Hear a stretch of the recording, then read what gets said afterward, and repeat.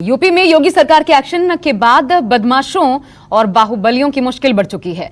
Baahubali UP आने से डर रहे हैं। इस बीच खबर आ रही है कि बाहुबली अतीक अहमद पर बड़े एक्शन की तैयारी हो रही है। अतीक अहमद के 11 बैंक खाते सीज किए जाएंगे, साथ ही पैसों के लेन देन पर भी रोक लगेगी।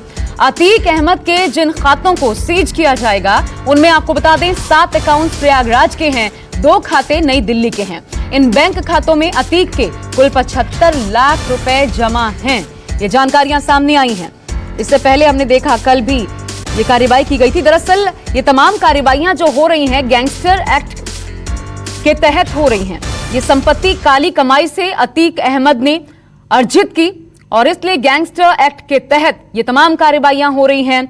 शनिवार को भी 1000 स्क्वायर वर्ग गज के प्लॉट को जब्त किया गया था, जिसकी कीमत 3 करोड़ रुपए आंकी गई है। तो देखिए, यूपी में आने से डर रहे हैं बाहुबली। मुख्तार अंसारी को भी आप देख सकते हैं।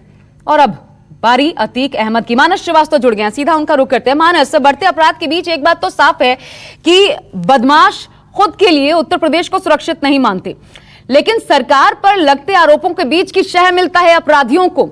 अब ये जो पूरी प्रक्रिया चल रही है गैंगस्टर एक्ट के तहत कार्रवाई की, कैसे देखा जाए इसे?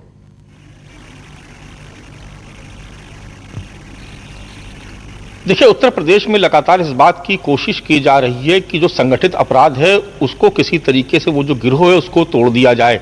और इसके लिए खास तौर से उत्तर प्रदेश सरकार उन बाहुबलियों को निशाने पर ले रही है जिन्होंने सियासी छत्रछाया में दशकों तक पैर जमा करके अपना एक बड़ा आर्थिक साम्राज्य खड़ा कर लिया। उस आर्थिक साम्राज्य के जरिए अब वो जो तमाम जो सियासी छत्रछाया में पले हुए जो बाहुबली हैं वो अपना धीरे धीरे विस्तार कर रहे हैं, एक जिले से निकल के दूसरे जिले और पूर्वांचल से निकल करके पश्चिम और पश्चिमी उत्तर प्रदेश से निकल कर पूर्वांचल तक तमाम ऐसे गिरोह हैं जिन्होंने अपना अपना विस्तार किया।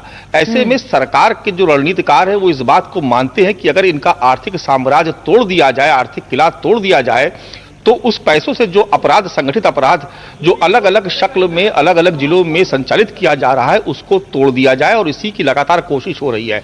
आप देख रहे हैं जो भी इमारतें ध्वस्त की जा रही है वो तमाम इमारतें अवैध थी, लेकिन किसी न किसी तरीके से या तो इन बाहुबलियों की थी या इनसे जुड़े हुए जो गिरोह के दूसरे सदस्य थे उनकी वो संपत्तियां थी। ऐसे में इस बात को समझा जाना चाहिए कि जब ये आर्थिक साम्राज्य, चाहे वो बाहुबलियों का हो या उनके नीचे उनकी छत्रछाया में पलने वाले उनके शूटर्स हो या उनके ग्रुप के दूसरे सदस्य हो, उनका हो, उन सबको एक के बाद एक नेस्तनाबूद किया जा रहा है। इसी कड़ी में अगर देखा जाए तो प्रयागराज में, प्रयागराज ही नहीं बल्कि उसके आसपास के जो जिले हैं वहां पर अतीक अहमद का एक बहुत बड़ा साम्राज्य वहां पर उसने खड़ा किया था। और उसके बाद अगर आप देखेंगे तो तमाम उनकी इमारतें या उनसे जुड़े हुए जो गिरोह के दूसरे सदस्य थे उनकी जो तमाम संपत्तियां थी उन सबको या तो जब्त किया गया या कुर्क कर लिया गया या जो बिल्डिंगें थी उनको ध्वस्त कर दिया गया। अब सवाल उठता है बैंक खातों का जिनसे लेन देन होता है। तो ये जो बैंक खाते हैं इनको अगर फ्रीज कर दिया जाएगा, इन पर अगर रोक लगा दी जाएगी तो निश्चित तौर पर लेन देन भी प्रभावित होगा।